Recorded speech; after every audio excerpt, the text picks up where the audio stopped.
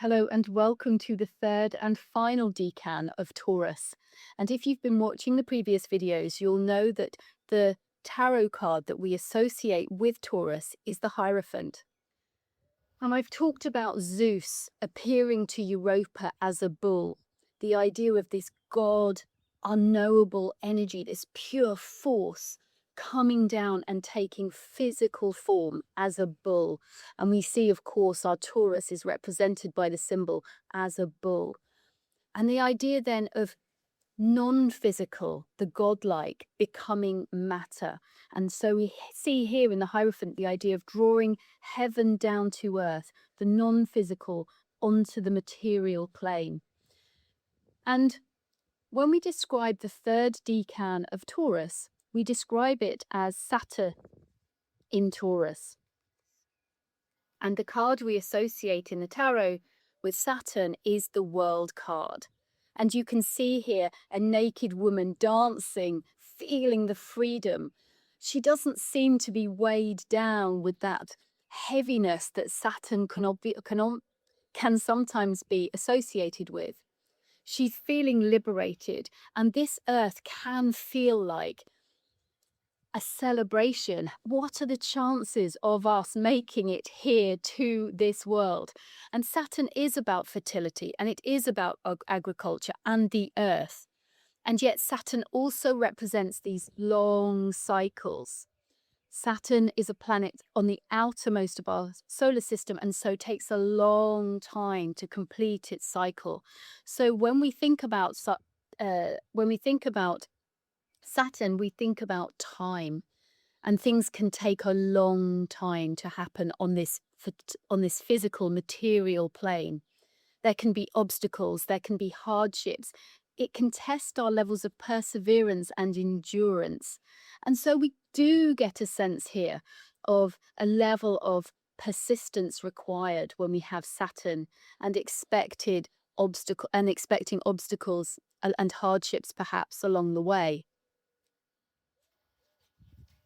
The card that brings the two of these together, our Hierophant and our World card, Saturn in Taurus, Seven of Pentacles. And what we see here is a farmer looking at his crop. Is he worrying about how it's going to grow? Is he literally, having worked really hard, just taking a moment's pause and imagining the harvest that's coming through for him? Is he disappointed? He's chosen to grow runner beans, and he doesn't even like runner beans. Why didn't he choose to grow squash or melons? Seems to be a moment of reflection, perhaps worry.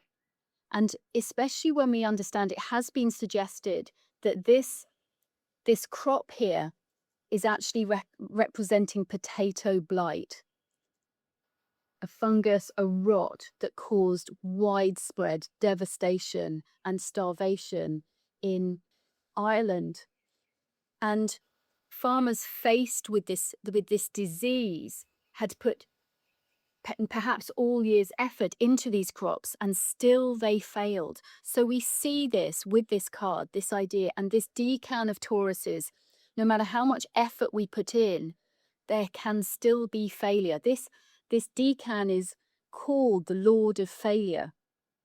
And so what is there to learn about this idea of failure? Well, Winston Churchill has a quote, and I paraphrase, so I'm sorry if I get it wrong, but he says that success is the ability to stumble from failure to failure without any loss of enthusiasm. So this perhaps is a card saying, pull up your bootstraps. Farmers are not just going to sit back and just think that the world has ended now with crop failure. They will re-till the land. They will plant new seeds, and then more success can be gathered in time. Such is the gift of Saturn. We have the gift of time. Let's go again. Let's plant again. Perhaps try something different. Perhaps fertilize the land in a new way. Learn from those mistakes, and always get up and carry on with enthusiasm. And so the myth that I would like to talk about to help describe our our 7 of Pentacles, our 3rd decan of Taurus, is Auriga. And Auriga is a constellation in the sky. And it's said that the myth comes from, his name was, I'm going to hopefully say it right, Erichthonius. And Erichthonius was accredited with being the first person to create a 4-horse chariot. And so he was the first person to bring these wild beasts, tame these wild beasts, and get them to work together. So we see here a controlling of force and a directing of force in this charioteer. And Erichthonius, if we imagine him trying to first of all build a chariot that could withstand the power of these 4 horses, and then be able to tame these wild beasts and draw them and put them into the chariot and then ride them successfully. Do you think he did it first go? Or do you think he failed over and over and over again until one day it all came together? Would it have required patience? Would it have required digging deep into the steely reserves and the grit of determination and will? Would it have required seeing the end point, knowing what it was you wanted to have at the end as an end goal? All of these things are part of what I believe that this 3rd decan is all about. It's not about failure.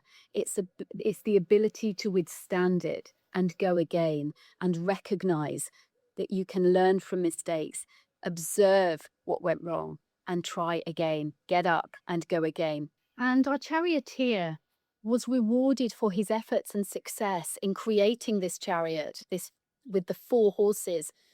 He was rewarded by Zeus, who put him in the sky as a constellation, Auriga.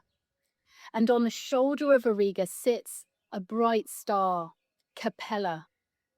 And Capella is represented on Auriga's shoulder and depicted in earlier paintings of him as a goat, a small black goat sitting on his shoulder as he rides and steers his chariot.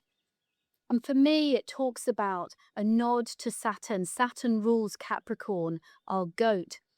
And our goat is known for being able to dig through the darkness of winter with endurance and strength and willpower and determination to pull us out of the winter towards the springtime and summer. And so for me, with Capella sat upon his shoulder, this little black goat, as our charioteer rides, we imagine him being able to harness such power, such force from above, from the non-physical world, and give it direction. And as he gives it direction, he recognizes there needs to be some persistence, there needs to be some patience, and there needs to be some endurance and stamina along the way. And so what does this mean for you? We have our rich fertility in Taurus.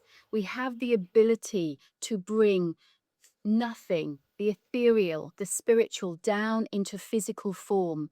We taught the idea of channeling and focusing this force and giving it direction and not being afraid to fail, but having those reserves and the stamina to get up and go again.